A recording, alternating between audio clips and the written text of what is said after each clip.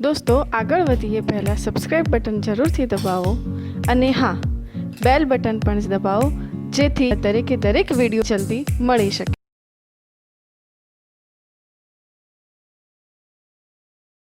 Good morning મિત્રો. અગાઉના લેક્ચરની અંદર આપણે વાયરસ જે છે એની ચર્ચા કરી હતી.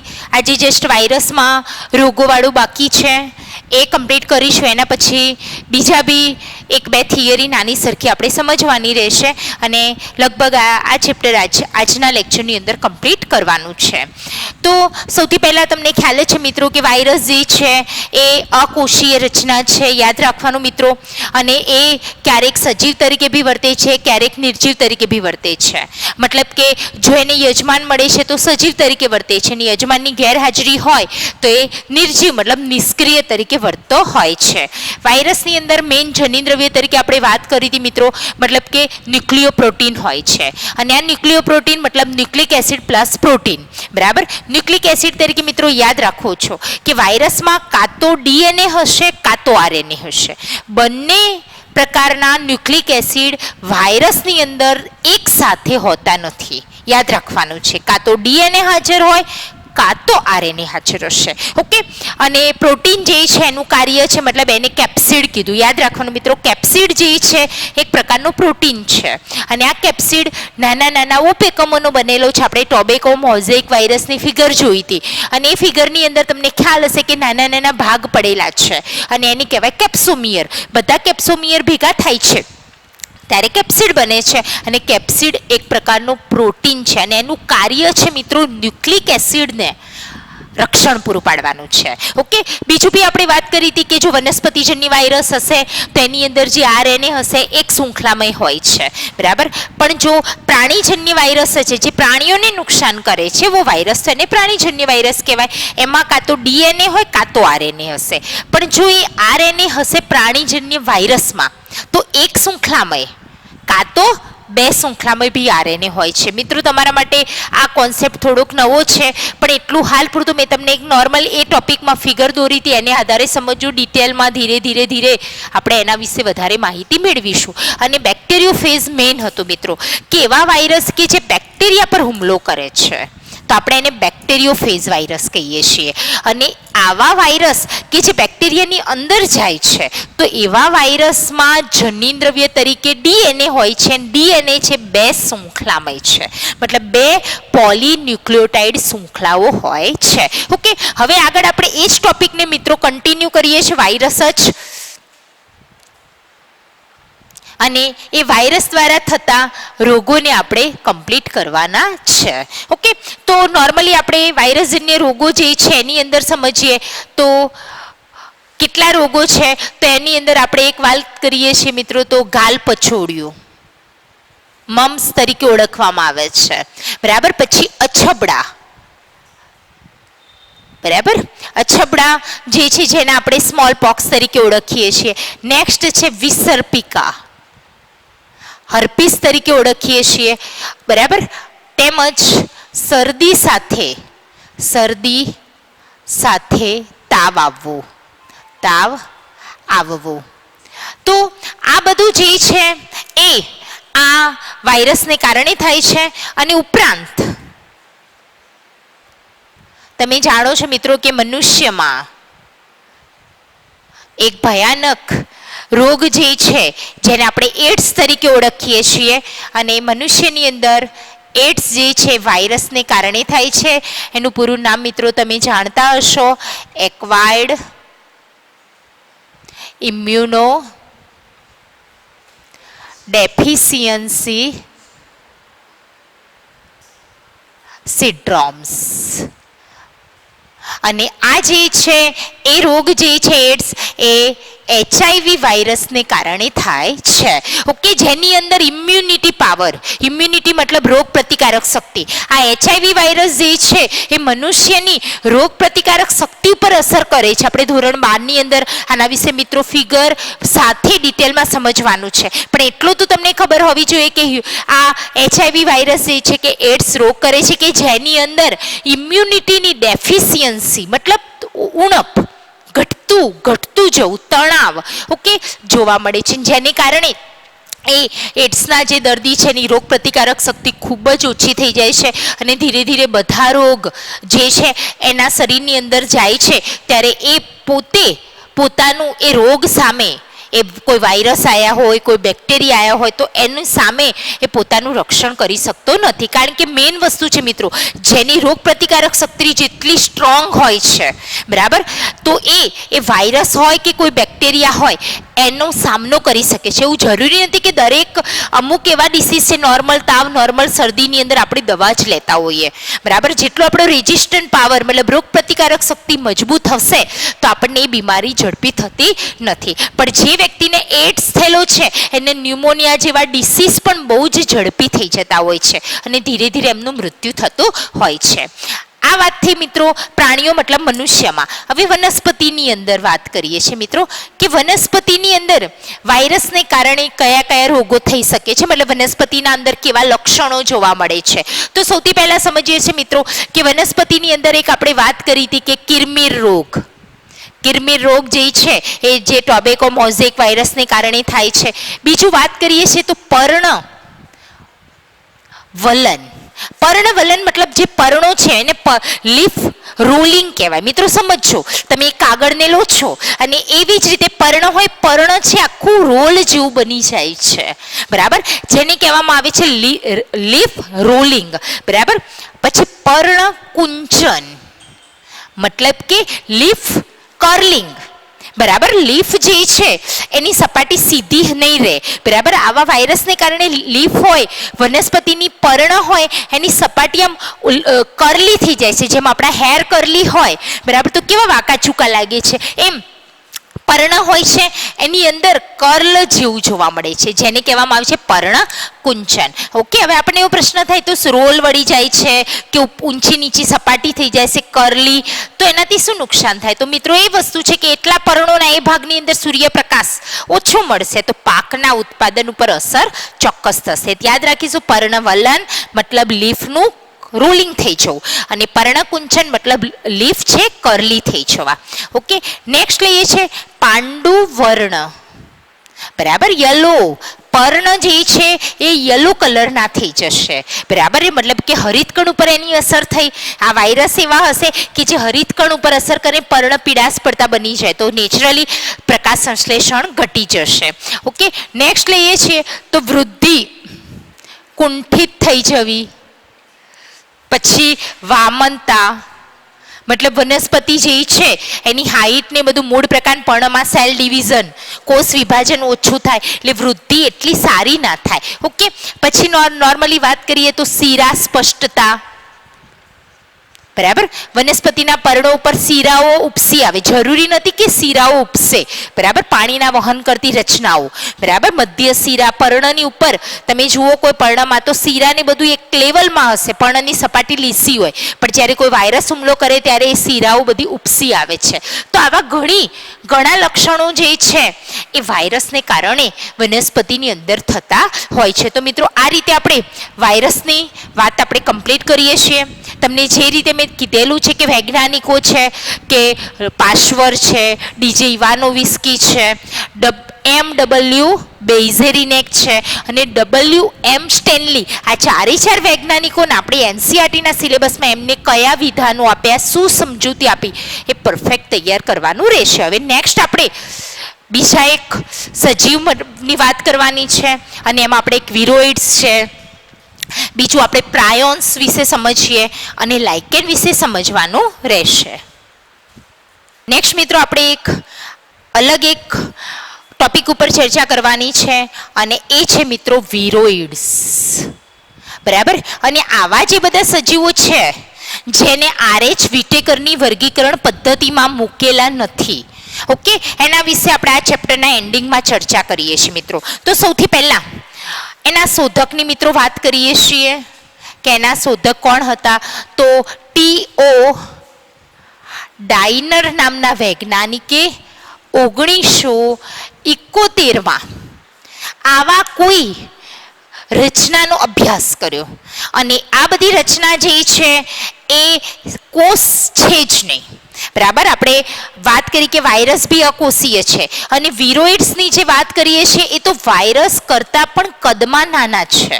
ઘણીવાર ઓબ્જેક્ટિવમાં મૂકતા હોય છે, શોધકની વાત આપે કોલમની અંદર, બરાબર. તો ટીઓડાઇનર હોય તો એમણે વિરોઇડ્સની શોધ કરી. ઓકે, હવે આપણને એવો પ્રશ્ન થાય કે વાયરસ કરતાં બી જો વિરોઇડ્સ નાના છે તો એવી કઈ રચનાઓ છે કે જે વાયરસમાં છે પરંતુ વિરોઇડ્સમાં નથી.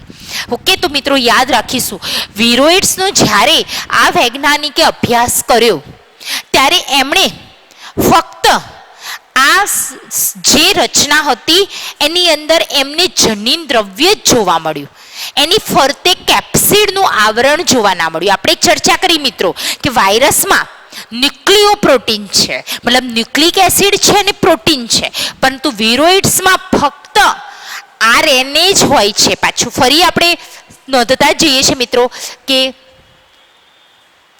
જનીન દ્રવ્ય તરીકે મુક્ત આરએનએ હોય છે. ઓકે, એટલે આ વસ્તુ મિત્રો યાદ રાખજો. વાયરસમાં તો ડીએનએ બી હોઈ શકે, આરએનએ બી હોઈ શકે, પરંતુ વિરોઇડ્સમાં આરએનએ જ હોય છે. ઓકે, અને આરએનએ જે છે એમાં બી આ જે આરએનએ છે એ તેનું આણ્વીય કદ ઓછું છે મિત્રો. ઓકે, હવે આપણા માટે એમ થાય કે વળી આણ્વીય કદ ઓછું છે તો સિમ્પલ હું તમને સમજાવું મિત્રો. અહીંયા નોર્મલી થોડીક આરએનએ વિશે સમજીએ તો આ એક આરએનએ છે જેની લંબાઈ આપણે આટલી લઈએ છીએ અને બીજું હું આરએનએ જસ્ટ દોરું છું કે જે આટલો છે. હવે તમને એટલી તો ખબર પડી ગઈ કે મેં આ એક જ લાઈન કરી છે, મતલબ એક પોલી ન્યુક્લિયોટાઇડ શૃંખલા છે. મિત્રો યાદ રાખો, ન્યુક્લિક એસિડ જેના બનેલા છે એ ઘટકને કહેવાય ન્યુક્લિયોટાઇડ. બહુ જ બધા ન્યુક્લિયોટાઇડ ભેગા થાય. આપણે એટલું ડીપમાં નહીં જતા મિત્રો, ખાલી હું આ ડોટ્સ કરું છું એટલું સમજજો કે આવા બહુ બધા ન્યુક્લિયોટાઇડ ભેગા થાય. બધા ન્યુક્લિયોટાઇડ ભેગા થાય તો એને કહેવામાં આવે છે પોલી ન્યુક્લિયોટાઇડ. અને આના દ્વારા જે લાઈન જેવું બને છે એને આપણે કહીએ શૃંખલા. તો અહીંયા બી પોલીન્યુક્લિયોટાઇડ છે, બરાબર. અને તમે જોઈ શકો છો કે અહીંયા પોલીન્યુક્લિયોટાઇડ વધારે છે, બરાબર. તમે ડોટ્સ બી જુઓ છો તો વધારે લંબાઈ બી વધારે છે, મતલબ આ આરએનએ જે છે એની લંબાઈ વધારે છે, અહીંયા ઓછું છે. લંબાઈ ઓછી છે એટલે નેચરલી એમાં ન્યુક્લિયોટાઇડ અહીંયા ઓછા છે તો એનો આણ્વીય કદ કેવું થઈ જાય છે, ઓછું છે. તો વાયરસની અંદર જે આરએનએ હોય છે, કારણ કે મેં તમને સમજાયું કે કેટલાક એવા વાયરસ છે કે જેનામાં આ જનીન દ્રવ્ય તરીકે એકલો આરએનએ છે પણ એમાં ન્યુક્લિયોટાઇડ વધારે છે, પરંતુ વિરોઇડ્સ તો વાયરસ કરતાં બી નાનો છે. તો એમાં રહેલો આરએનએ છે એનું આણ્વીય કદ વાયરસ કરતાં ઓછું છે. ઓકે, થોડુંક પછી આગળ જતા મિત્રો તમને નાઇટ્રોજન બેઝ ને બધું ડિટેલમાં સમજાવવામાં આવશે ત્યારે પ્રશ્ન એ રીતે ટ્વિસ્ટ કરી શકે, પણ અત્યારે આપણે આ ચેપ્ટરમાં એટલું ડિટેલમાં જવાની કોઈ જરૂર નથી. ખાસ આટલું યાદ રાખો છો કે મુક્ત આરએનએ છે, બરાબર. મતલબ કે જ્યારે વાયરસ ભણ્યા હતા ત્યારે ન્યુક્લિક એસિડની ફરતે કેપ્સિડ હતું, પ્રોટીનનું આવરણ હતું, જે વિરોઇડ્સમાં નથી. ઓકે, યાદ રાખીશું. ખાસ અગત્યનું છે આ ન્યુક્લિક એસિડની મતલબ કે આરએનએ ની ફરતે કેપ્સિડ, અને કેપ્સિડ એટલે એક પ્રકારનું પ્રોટીન છે મિત્રો, અને પ્રોટીનના બદલે પોલીપેપ્ટાઇડ આપી શકે મિત્રો. યાદ રાખો, છોકરાઓ ખૂબ મિસ્ટેક કરે છે, પોલીપેપ્ટાઇડ, પોલીન્યુક્લિયોટાઇડ, પોલીસેકેરાઇડ. ધ્યાન આપવાનું છે કે એક વર્ડ્સની અંદર, બરાબર. ડીએનએ આવે તો પોલીન્યુક્લિયોટાઇડ, ડીએનએ આરએનએમાં. પ્રોટીન આવે તો પોલીપેપ્ટાઇડ આવે છે, અને કાર્બોદિત આવે તો પોલીસેકેરાઇડ આવશે. ઓકે, ધીમે ધીમે આપણે પ્રકરણ નંબર 9 જ્યારે આવશે ત્યારે સમજવાનું છે. તો કેપ્સિડ ગેરહાજર હોય છે, આથી તેને વિરોઇડ્સ કહે છે. આ એનું રીઝન છે, વિરોઇડ્સ કહે છે. મતલબ કે ફક્ત મુક્ત આરએનએ છે, એની ફરતે કેપ્સિડ જોવા મળતું નથી. અને એના નોર્મલી રોગની વાત કરીએ મિત્રો તો બટાકામાં ત્રાકમય શબ્દ બી આપે સ્પ્રિન્ડલ જેવું, મતલબ કે તંતુમય, ગ્રંથિલ રોગ એ વિરોઇડ્સને કારણે થાય છે. ઓકે, મતલબ કે તમને મિત્રો એટલો તો અંદાજ આવી જવો જોઈએ કે વિરોઇડ્સમાં ફક્ત ન્યુક્લિક એસિડ જ હશે ને એ ન્યુક્લિક એસિડમાં ફક્ત આરએનએ હશે. નોર્મલી એવો સજીવ કે જેની અંદર આવી રીતે આમ આરએનએ એકલો હાજર હોય, એની ફરતે કેપ્સિડ ગેરહાજર છે. એટલું યાદ રાખજો, કેપ્સિડનું આવરણ હોતું નથી, કેપ્સિડ ગેરહાજર. બસ બરાબર. પણ આવો એ જે રચના છે કોષ નથી મિત્રો, પરંતુ આવાને કારણે બી બટાકા જેવા પ્લાન્ટ જે છે બરાબર, એમાં ત્રાકમય ગ્રંથિલ રોગ જોવા મળતો હોય છે. તો આ રીતે આપણે વિરોઇડ્સની ચર્ચા કરી. નેક્સ્ટ મિત્રો, હવે આગળ પ્રાયોન્સ વિશે સમજવાનું છે અને એના પછી આપણે લાઇકેન વિશે ચર્ચા કરવાની છે. તો સૌથી પહેલા પ્રાયોન્સ જે છે, તો આને કારણે જે આધુનિક ઔષધિમાં જ્યારે રિસર્ચ થતા હોય ત્યારે વૈજ્ઞાનિકોને કેટલાક ચેતાકીય રોગો ની માટે જવાબદાર કોઈક એવા વાહકની રચના જોવા મળી બરાબર. પણ આ જે વાહક હતો એ વાહકમાં નોર્મલી પ્રોટીન જ હતો બરાબર. ખાલી એ પ્રોટીન નામનો જ ઘટક ધરાવે છે અને એને વૈજ્ઞાનિકોએ પ્રાયોન્સ તરીકે ઓળખાયો છે. ઓકે, આધુનિક ઔષધિકીમાં કેટલાક ચેતાકીય રોગો મિત્રો, ચેતાતંત્રને અસર કરે ચેતાકીય રોગો, કેટલાક ઘડીમય, સમજો ઘડીમય અસામાન્ય પ્રોટીન, આ ખાસ અગત્યનું છે મિત્રો, પ્રોટીન ને કારણે પ્રોટીન ધરાવતા વાહક દ્વારા, એ રીતે લખીએ, પ્રોટીન ધરાવતા વાહક દ્વારા થાય છે. અને આવાને વૈજ્ઞાનિકોએ જેને પ્રાયોન્સ તરીકે ઓળખાય છે.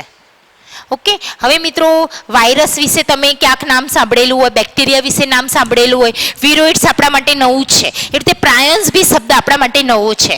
પણ વિરોઇડ્સ આવે છે ત્યારે એમાં એકલું જનીન દ્રવ્ય જ હોય છે, પ્રોટીન નથી હોતું, પણ એ બી રોગ કરે છે બરાબર. એવી જ રીતે આ બી એક પ્રકારનું દ્રવ્ય જ છે, આ એવો વાહક છે બરાબર.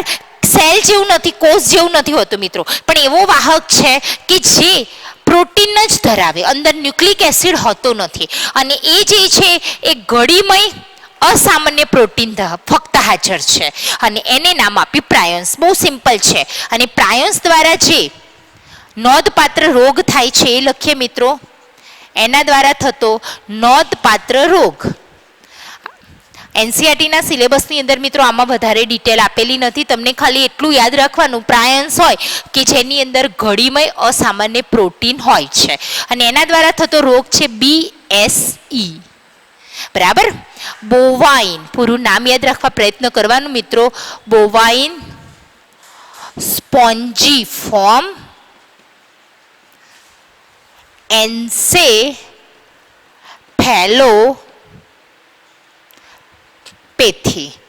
ઓકે, અને આ જે નોંધપાત્ર રોગ છે એમાં આપણે બે ભાગ કરીએ છીએ.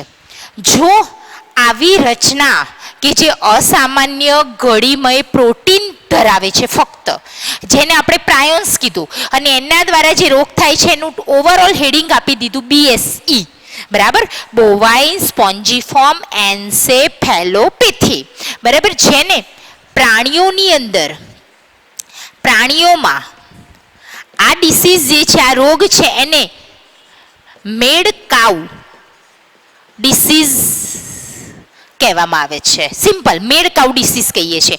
પણ જો આ જ રોગ જો મનુષ્યમાં થાય છે તો એને CR ઝેકોબ ડિસીઝ કહે છે.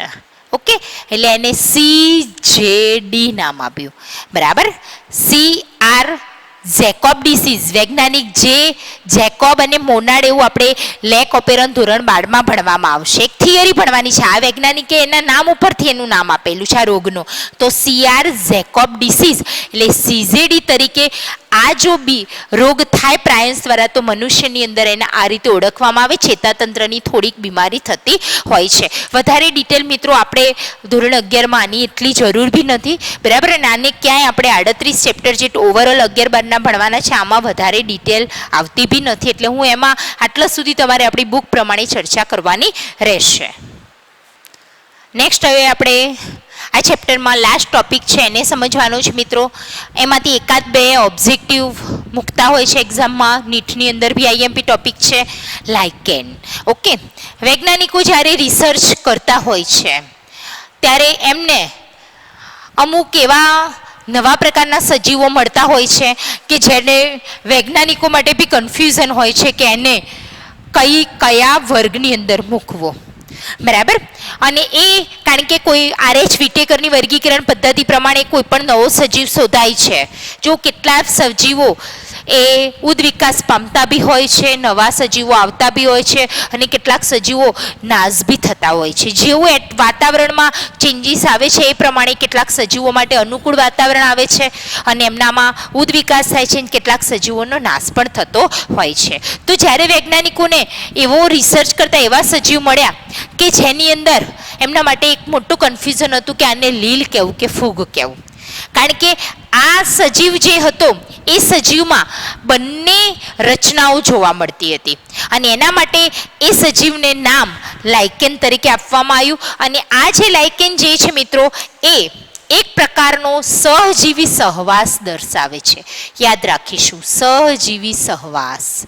ઓકે, સહજીવન તમે જાણો છો, સહજીવન કોઈ બે સજીવો સાથે રહેતા હોય તો આપણે કહીએ સહજીવન. મેં તમને અગાઉ બી થોડીક બી માહિતી આપેલી જ છે મિત્રો કે પરોપજીવન, બરાબર. અમરવેલનું મેં તમને કીધું હતું કે અમરવેલ એ પરોપજીવી વનસ્પતિ છે કે જે બીજી વનસ્પતિમાંથી પોષણ મેળવે છે, પાણી મેળવે છે, તો એને પરોપજીવી કહીએ છીએ આપણે. સિમ્પલ વસ્તુ છે, જેમાં અમરવેલને ફાયદો થાય છે, બીજી વનસ્પતિને નુકસાન થાય છે. ઓકે, તો સહજીવનનો મતલબ એ જ છે મિત્રો કે બંને સજીવને ફાયદો થાય. એક સજીવ બીજા સજીવને મદદ કરે, બીજો સજીવ એને મદદ કરે છે. મતલબ બંને એકબીજાને મદદ કરે તો જ એ સજીવ સાથે રહી શકે છે. લાઇકેન જે છે એ પેલા વાયરસ, વિરોઇડ્સ જેટલા સૂક્ષ્મ નથી હોતા. ઓકે, એના ઘણા ઉદાહરણ છે. ઉસ્નિયા છે, પાર્મેલિયા છે. ઇવન આપણે લેબની અંદર બી તમે જાઓ તો તમને આવા સજીવો તમને જોવા મળી શકે છે. ઓકે, તો આ વસ્તુની અંદર સહજીવી સહવાસ છે. હવે આપણને એવો પ્રશ્ન થાય તો કે કોનું સહજીવન છે?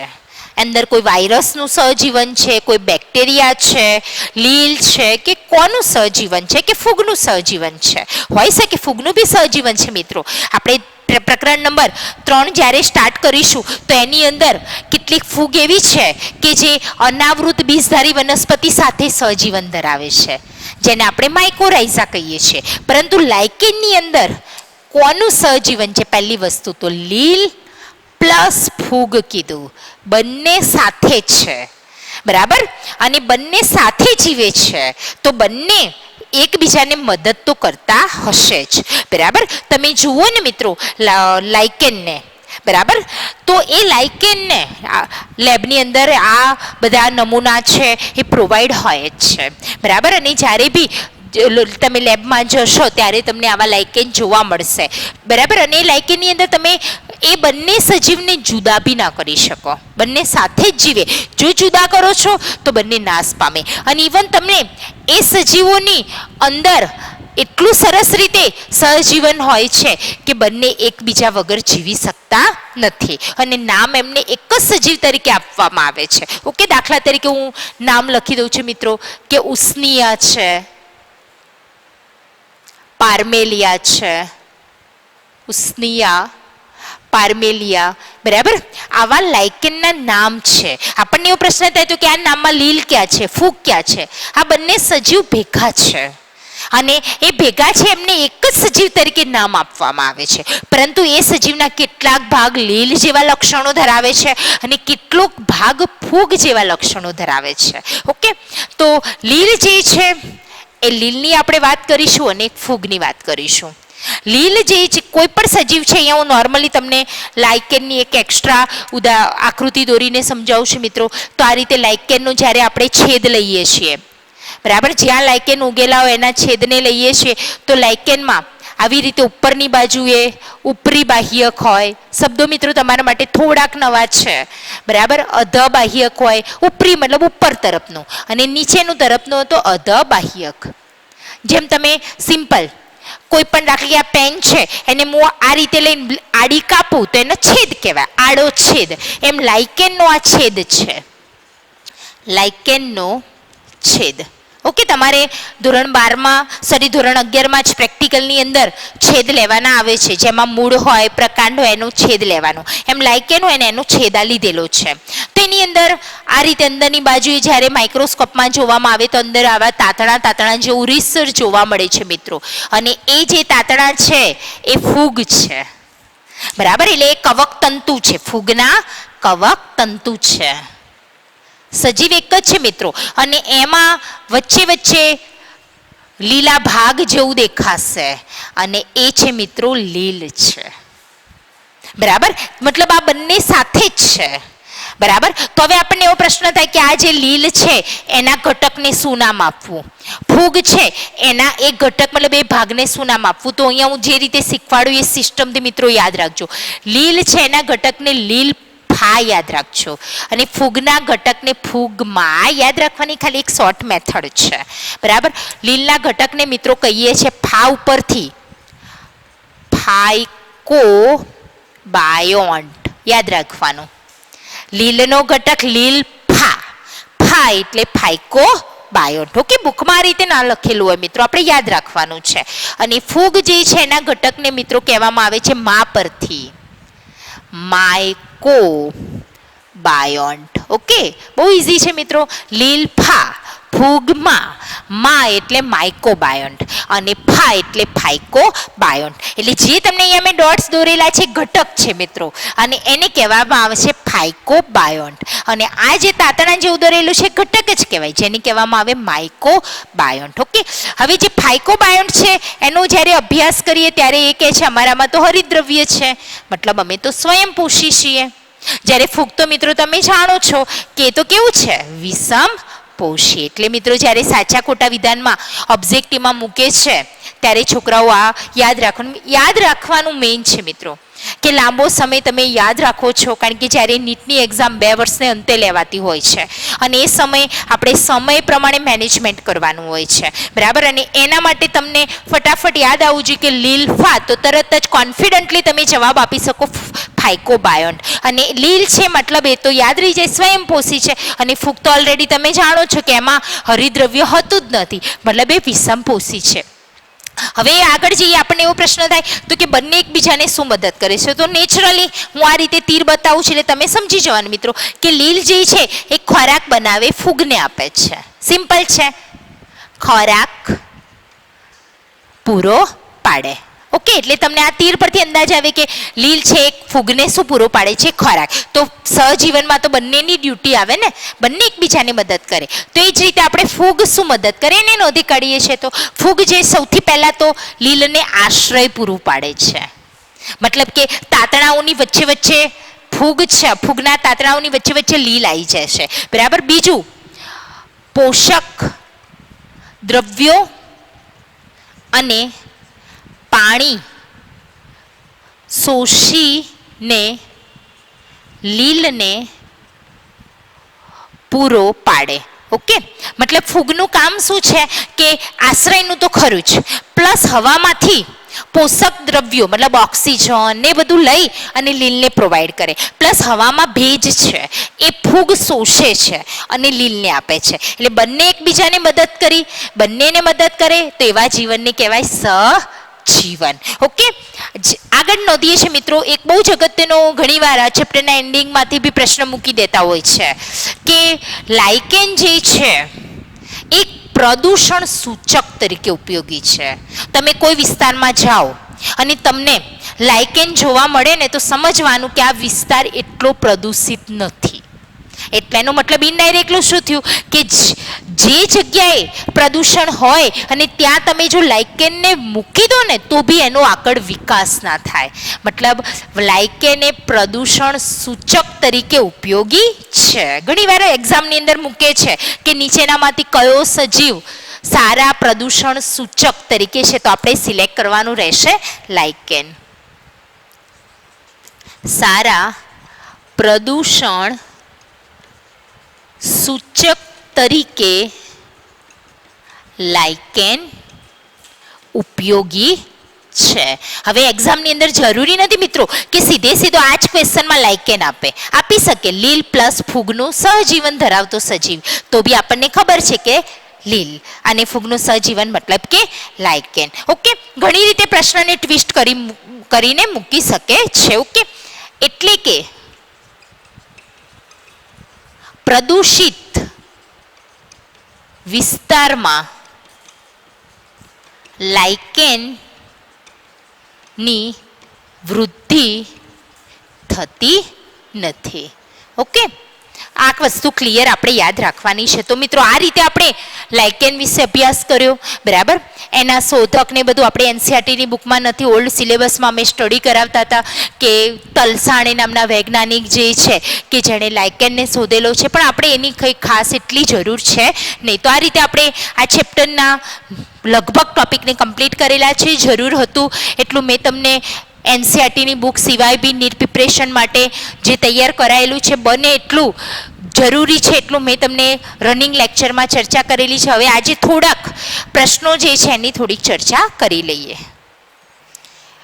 તો ચલો મિત્રો, આજે કેટલાક પ્રશ્નો હું તમને પ્રેક્ટિસ કરાવું છું. તમે જ્યારે કોઈ પણ પ્રશ્નને સોલ્વ કરો છો ત્યારે એના ઓબ્જેક્ટિવને સમજવાનો છે, પ્રશ્નને બરાબર સમજવાનો છે. અને આપણે એ પ્રશ્ન જે છે એની એ થિયરીને વિચારો મિત્રો. ઘણીવાર છોકરાઓ ઓબ્જેક્ટિવને ફટાફટ ઉતાવળ કરે છે કે આ ઓબ્જેક્ટિવ આવે, પેલો આવે. એના કરતાં બેટર છે થોડીક સમજૂતી જરૂરી છે કે આ ટોપિકમાં આ પ્રશ્ન છે એ શું કહેવા માગે છે. ક્યાંક થોડુંક તમને ભૂલ પડે એવો ટ્રાય કરેલો છે. હું તમને અહીંયા થોડાક પ્રશ્નો સોલ્વ કરાવું, તમને ખ્યાલ આવી જશે મિત્રો. સૌથી પહેલાં અભિકોષ એ ખાલી જગ્યા સાથે સંબંધિત રચના છે. તો સૌથી પહેલાં તમને અભિકોષ એટલે આપણને ચેપ્ટર પરફેક્ટ તૈયાર કરેલું છે, એને સારી રીતે 2-3 વાર રિવાઇઝ કરેલું છે. અભિકોષના બદલે એનું ઇંગ્લિશ વર્ડ હિટ્રોસિસ્ટ આપી શકે છે. અને તમને ખ્યાલ છે કે મોનેરાની અંદર હિટ્રોસિસ્ટ આવે છે અને એમાં બી તમને યુ બેક્ટેરિયામાં આવે છે. બરાબર, એના બીના નોનસ્ટોક જેની અંદર નાઇટ્રોજન સ્થાપન માટે હિટ્રોસિસ્ટ છે. તરત જ તમને ઓબ્જેક્ટિવ ખ્યાલ આવે છે કે પ્રજનનનું કાર્ય નથી કરતું, એટલું તો ખ્યાલ આવે આપણને. બરાબર, શ્વસનનું કાર્ય નથી કરતું. શાનું કાર્ય કરે છે? તો નાઇટ્રોજન સ્થાપનનું કાર્ય કરે છે. પ્રચલનમાં મદદ નથી કરતો. તો શરૂઆત છે મિત્રો તમારા માટે 11માની અંદર. બરાબર, તમે કોઈ પણ પ્રશ્નને શાંતિથી સમજવાનું. ઘણીવાર એવું બી બનશે મિત્રો કે ઘણા પ્રશ્નોની અંદર 2 જવાબ બી આવે. ઘણા પ્રશ્નો એવા હશે કે જેની અંદર પહેલો, બીજો, ત્રીજો કોઈ ઓબ્જેક્ટિવ ના આવે, ચોથે લખેલું હશે કે આમાંથી એક પણ નહીં. એટલે ઘણીવાર છોકરાઓ ખૂબ ઉતાવળ કરે છે. બરાબર, આપણે શાંતિથી ક્વેશ્ચનને સમજવાનો અને શાંતિથી એનો આન્સર આપવાનો. એટલે અભિકોષ છે એનું કાર્ય છે નાઇટ્રોજન સ્થાપનનું. ઓકે, નેક્સ્ટ લઈએ આદિકોષ કેન્દ્રી અને બહુકોષી સુકોષ કેન્દ્રી સજીવને જોડતી કડી. સમજો, આદિકોષ કેન્દ્રી જોડતી કડી મતલબ એક બાજુ આદિકોષ કેન્દ્રી છે, એક બાજુ સુકોષ કેન્દ્રી છે. સુકોષ કેન્દ્રીમાં બી શું શબ્દ છે મિત્રો? બહુકોષી. ઓકે, એટલે હવે તમને ખ્યાલ છે કે આરએચ વિટેકરની અંદર 5 સૃષ્ટિમાં મોનેરા આદિકોષ કેન્દ્રી છે. પ્રોટિસ્ટા, ફૂગ, વનસ્પતિ અને પ્રાણી એ સુકોષ કેન્દ્રી છે. બરાબર, પરંતુ પ્રોટિસ્ટા સુકોષ કેન્દ્રી એક કોષી છે, જ્યારે બાકી રહી 3 ફૂગ, વનસ્પતિ અને પ્રાણી એ બહુકોષી છે. તો તમને ખબર પડી છે મિત્રો, એક બાજુ બહુકોષી સુકોષ કેન્દ્રી આવે, એક બાજુ આદિકોષ કેન્દ્રી આવે, તો વચ્ચે કઈ બાકી રહી? અહીંયા હું લખું એ રીતે તમને થોડો ખ્યાલ આવે. દાખલા તરીકે મોનેરા લઈએ. બરાબર, તો મોનેરા આદિકોષ કેન્દ્રી છે. બરાબર, એના પછી પ્રોટિસ્ટા લઈએ. બરાબર, તો એ પ્રોટિસ્ટા સુકોષ કેન્દ્રી છે. બરાબર. આ આદિકોષ કેન્દ્રી છે, આ સુકોષ કેન્દ્રી છે. નેક્સ્ટ લઈએ ફૂગ, વનસ્પતિ સૃષ્ટિ અને પ્રાણી સૃષ્ટિ. ઓકે, અને આ ત્રણ કેવા છે? એ બી સુકોષ કેન્દ્રી, સુકોષ કેન્દ્રી. પણ આ ત્રણ બહુ કોષી છે. બરાબર. આ કેવું છે? એક કોષી છે. તો તમને પોતાને અંદાજ આવે કે આ પ્રોટિસ્ટા વચ્ચે છે. એક બાજુ આદિકોષ કેન્દ્રી છે, આ બાજુ સુકોષ કેન્દ્રી બહુકોષી છે. તો જોડતી કડી કઈ આવશે મિત્રો? પ્રોટિસ્ટા. યાદ રાખીશું. ક્લિયર?